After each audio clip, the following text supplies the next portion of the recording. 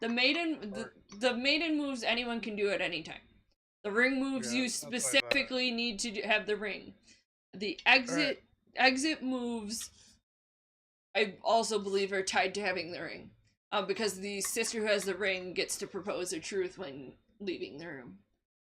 Right. So for ring moves, which you need to have the ring active on your sister in order to actually use them. So first one is shiver from fear. So when you shiver from fear, you name the thing you're most afraid will happen. The groundskeeper, which is the GM, will tell you how it's worse than you feared. You keep the ring and choose two, or pass the ring and choose one. So you can choose between it infects the bride with its perversion. It has the bride in its clutches right now, and it speaks to you. Take one trauma. Just you, sister. Sorry. Second ring move is caress a horror.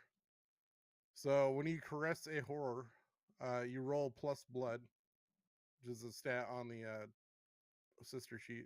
Yep. On a hit, the horror is swayed by your stroke. Direct what was intended for you to another victim in the house. On a 7 through 9 roll, it will shift its attention, but only if you participate in some way. Yep. So we should mention that 10 plus on 2d6 is a hit. As it is in all of the Powered by the Apocalypse games. A 7 to 9 is basically just a partial success. 6 or less, you suck and you should get good.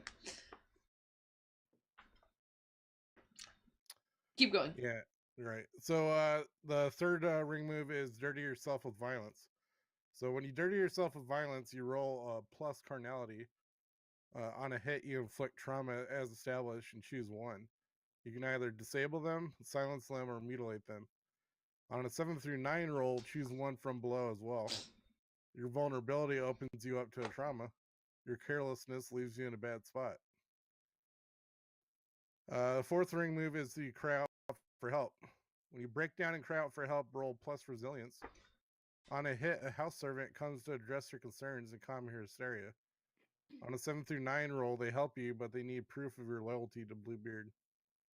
I almost said Bluebread. Uh, the last ring move is give up the ring. When you voluntarily give up the ring, pass the ring to the next sister. You are immune to trauma until that sister passes the ring. I believe trauma is like the hit points, right? Yep. The system. You got 5 more. Everybody has 5. I'm gonna trust you to be honest in tracking that because it was too much to try to figure out this afternoon. Um, Also, I do want to mention with the ring, everybody has to have a turn with the ring, which in a group of 3 shouldn't be that hard to figure out. Before like the first sister can have the ring back.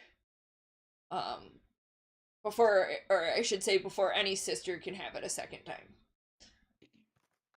Does that make sense? Is that clear? So Dust Knight doesn't have. I'll just read the rest of it. So exit moves. So once you've investigated a room, you've got 2 options basically. You escape without proposing a truth. Basically, I get to offer you a hard bargain, and if you're willing to pay the price, the bride gets out of the room. Or otherwise, you get to propose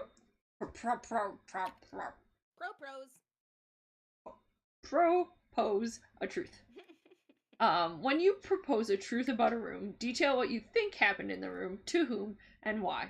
Describe the token you take that supports your interpretation of what happened, and I'll then drag one of these coins over. Oh no, crap.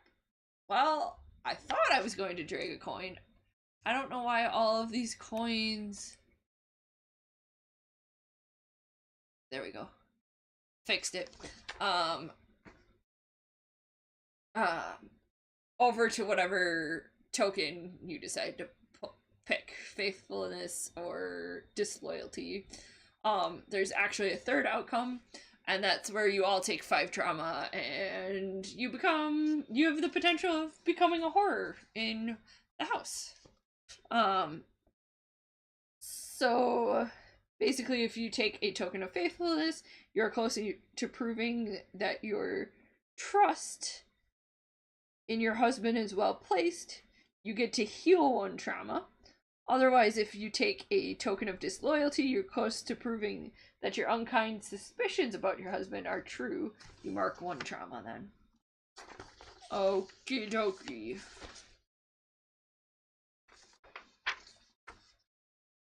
Think we can start now on character creation. So Dustin, do you want to start with your first two questions? Sure. So my first question is, what are the bride's hands like? And I guess each sister gets a different part of the anatomy, I Correct. imagine.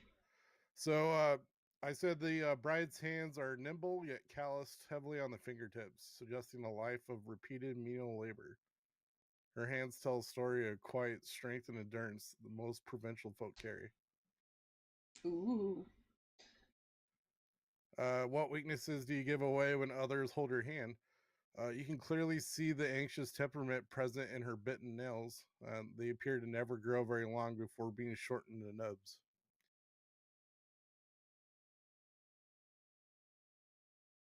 Interesting. Birdie, would you like to go next? Yeah, sure. Okay, so the first question is, what is the bride's hair like, and how do others like you to wear it?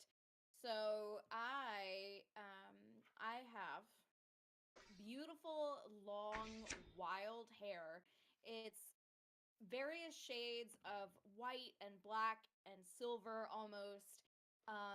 It's got a wavy curliness to it. It's very kind of just wild and free. And others are a little bit freaked out by it because honestly, it's a little too wild, but coming from the countryside like I have, it's completely normal for me, but you know, kind of being around these people with a little bit more money and things like that, they prefer that I wear it back and up and get it away from my face, because like I said, it makes me look a little bit scary almost because it is so wild. And it's one of the first things that Bluebeard was so attracted to when he first met me, but I prefer to wear it, just let it hang and let it do what it will.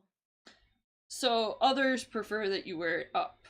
Yes, others do. Bluebeard likes it down and wild and free, and I like it that way. But other people are a little bit scared by it because it does make me look so strange and different and wild, and so they prefer it back and up.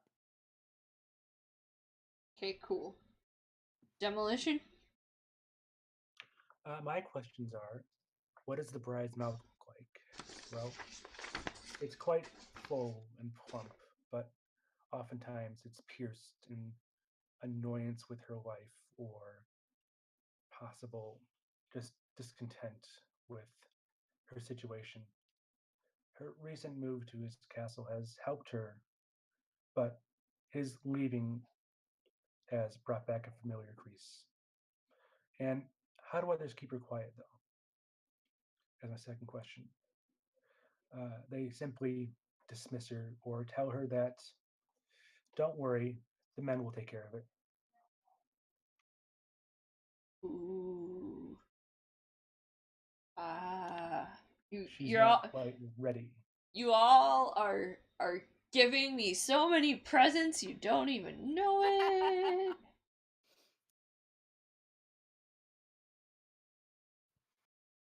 Just gonna take some notes about all the awesome gifts y'all gave me.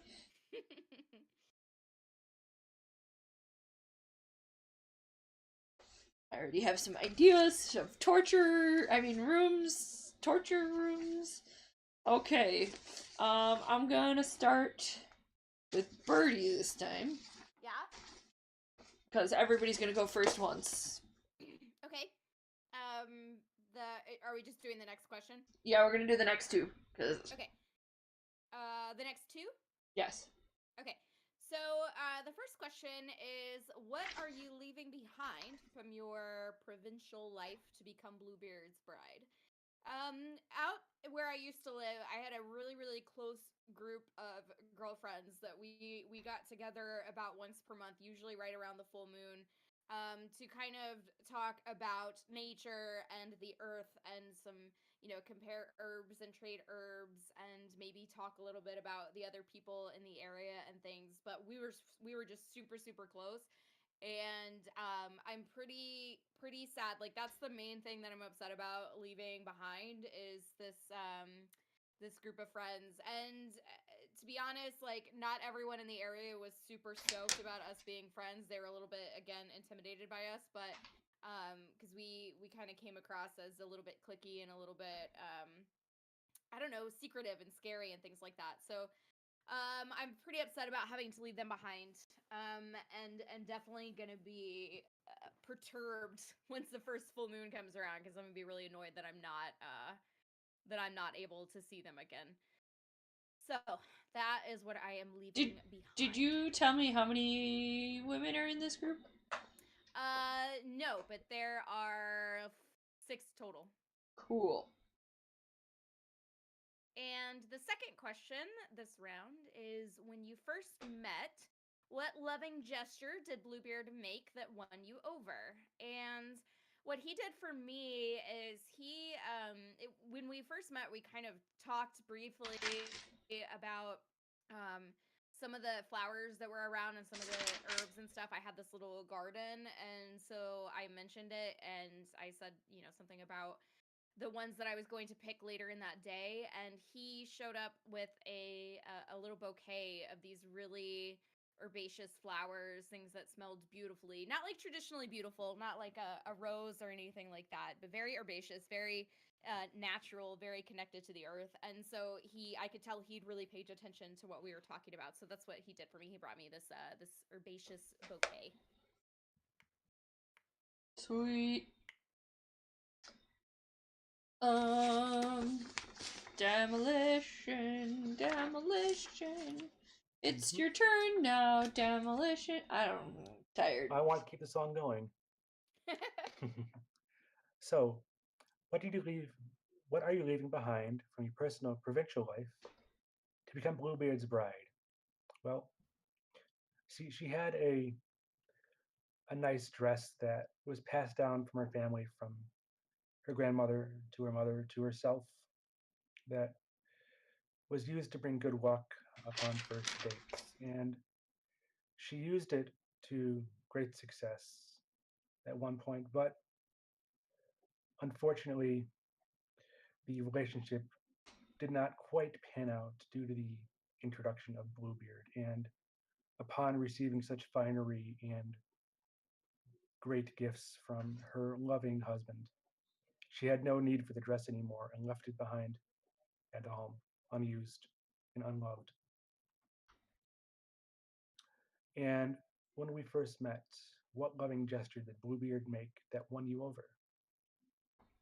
Well, it's very simple, you see, for when he gave the nice bouquet of flowers, he also gave a nice peck on the cheek, a simple gesture, which he simply wrapped his hand around my back and pulled me in tight and gave me a slight kiss and whispered in my ear, "You are beautiful," before pulling away. Aw, what a dude. Okay. That's not ominous at all. It was intended to be.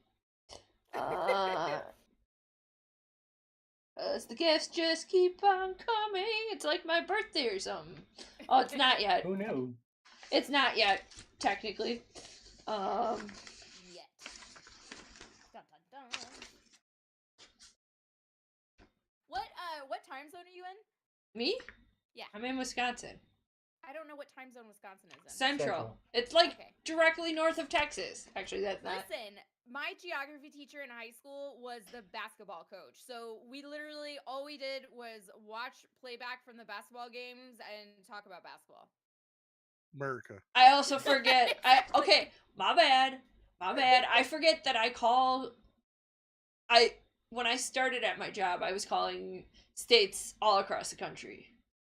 I don't have the West Coast, so I don't have Mountain Time or Pacific anymore. But